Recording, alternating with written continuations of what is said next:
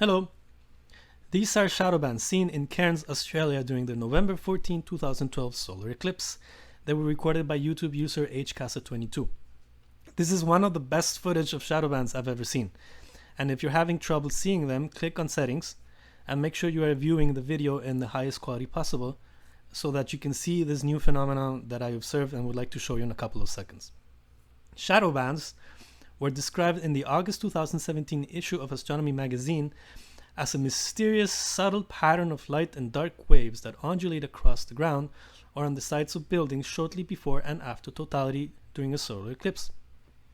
Yes, you heard that right. Mysterious. Shadow bands have been reported for centuries, and apparently in 2017 we still don't know exactly what causes them, or at least not everybody seems to agree on the same thing. It's very intriguing. Now, the purpose of this video is to show you these shadows that first caught my attention on November 17th, 2017. There was no solar eclipse that day. These shadows were caused by something else blocking the sun from my classroom window. It was this tower. I was very puzzled, and I decided to do some research. And things quickly got interesting when I came across this article published by the BBC on May 21st, 2008, which says that astrophysicist Dr. Stuart Eaves thinks that shadow bands are created by infrasound caused by the supersonic speed of the moon's shadow during a solar eclipse. Okay, there was no moon involved in my shadows and no solar eclipse. So, these are definitely not shadow bands, I thought. I'm contradicting an actual astrophysicist. I'm a musician.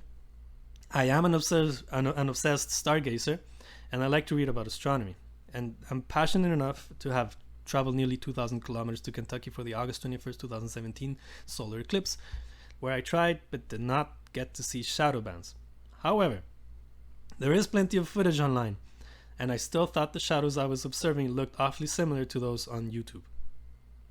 So I kept searching and was very surprised to find no mention of shadow bands outside of a solar eclipse scenario, like what I was seeing. But I did find what is by far the most accepted theory on shadow bands out there. It's Johann and Codona's scintillation theory of eclipse shadow bands. And this one I got from the NASA astrophysics data system. I've added a link if you want to see it. The scintillation theory basically says that shadow bands are the result of air turbulence that refracts sunlight.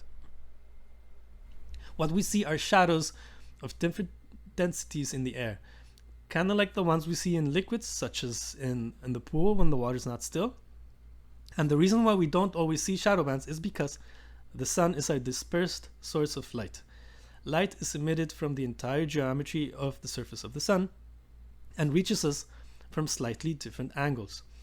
Any shadows created in one direction are cancelled out by light coming from another one.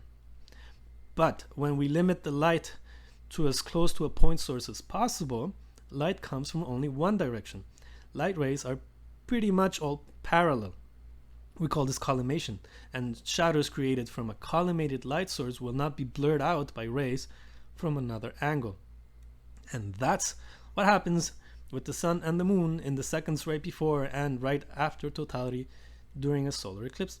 And I believe the same thing is happening in my classroom with the sun and the tower. Yes, of course, at a smaller scale, and that makes it more difficult to see. So if this is true, if these really are shadow bands, then my observations should be supported by what the scintillation theory says. And if they are, we can then rule out infrasound, the moon, and even solar eclipses altogether. This apparently to no surprise to most astrophysicists, but still, even NASA described shadow bands as mysterious on their website for the 2017 eclipse, and then calls for citizen science to help understand them. It's very intriguing, and that's what I'm trying to do here. So, I have two recordings. I've seen the shadows elsewhere, but my classroom has the best conditions. The walls are plain and light colored, and there is only one window. So when the last strip of sunlight is projected on the wall, the room is relatively dark and we can see the light fluctuations easier. The tower only blocks the sun during a couple of weeks per year, and it was very cloudy. I only got two recordings and no chance to practice with the camera settings. I placed some stickers on the wall to help me focus the camera and to give you an idea of the size of the shadows. The stickers are about 2 centimeters square. So this is where I need your help. I need you to correct or to support my conclusions. These are the reasons why I think these sunset shadow bands that I'm seeing are the same as eclipse shadow bands. One, well, they just simply look like those on footage of eclipse shadow bands. Compare with these recorded in Tennessee by Mark Leckington during the August 21st, 2017 solar eclipse in the United States. Turbulent parallel lines of alternating light and dark shadows moving in light-colored plane surfaces. Their visibility improves as totality approaches and declines progressively once totality ends. And this one is when totality ends, this recording. 2. The scintillation theory says that shadow bands appear stronger in sites where the eclipse is seen further from the zenith, because their visibility is controlled by the level of turbulence within the bottom 2 to 3 kilometers of atmosphere. And when your eclipse happens at sunset, it is literally the furthest from the zenith as you can get. Light travels through a lot more atmosphere at sunset than it does at noon. 3. In his article, The Enigma of Shadow Bands, in the May 1991 issue of Sky and Telescope, Codona writes that sites with poor seeing conditions are better at making shadow bands. So I made sure I had the atmospheric conditions for this January 11th, 2019 at the Montreal airport, which is roughly 10 kilometers from where I recorded this footage. At around 4 o'clock, cloud coverage was above average, seeing was poor, 2 out of 5, which is ideal for this purpose. Transparency average, wind 28 to 45 kilometers per hour, humidity 54%, temperature minus 13 degrees Celsius, and visibility 24 kilometers. Now, very important, because this is the first thing people pointed out. A heater. Yes, there's a heater right under the window, but I made sure it had been off for a while before recording. And I also made sure I have footage of shadows caused by the heater. They look very different. They look like unorganized waves of bubbles that obviously always move upwards, as we all know hot air does. And this brings me to my fourth and strongest point of why I think these sunset shadow bands are the same as eclipse shadow bands, their orientation. In the Enigma of Shadow Bands, Codona writes that shadow bands turn to align with the tips of the solar crescent as it rotates from an observer off the center line. And that was the case on January 11th. I was able to see the shadows on 3 occasions. One at exactly 4 o'clock, as the sun hit on the vertical left side of the tower. The shadows run vertically too, and they're aligned with the tower, with the vertical side.